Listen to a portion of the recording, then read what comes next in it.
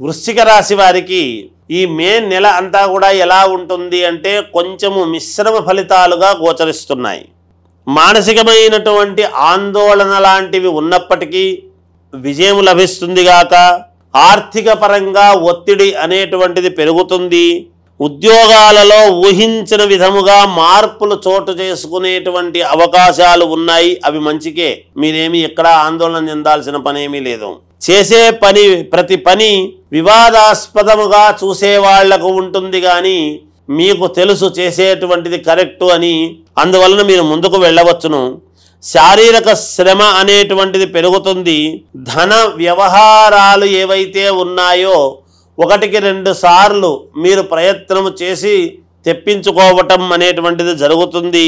విలువైనటువంటి వస్తువుల విషయంలో కొంచెము జాగ్రత్త వహించాలి. వ్యాపారాలలో ఆర్థిక పరమైనటువంటి సమస్యలు తలెత్తినను ఖచ్చితముగా మేలు జరిగేటువంటి వైపే మీ యొక్క దశ నడుస్తుంది.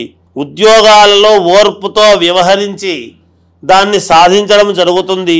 కుటుంబ విషయాలలో ఆలోచనలు అనేటువంటివి మీ ఆలోచనలు పట్టించుకోకుండా ముందుకు వెళతారు. ఆధ్యాత్మిక చింతన అనేటువంటిది కలుగుతుంది.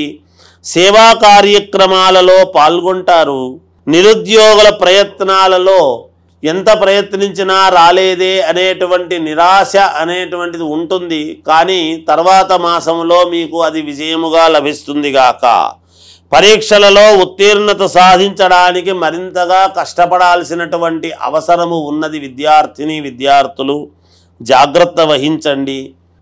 ఇంకా మెరుగైనటువంటి ఫలితాలు మేము సాధించాలి అని అనుకునేటువంటి వాళ్ళు కాలభైరవ దర్శనము కానీ కాలభైరవ అష్టకము కానీ చదువుకోండి, మేలు జరుగుతుంది ఈ రాశి వారికి.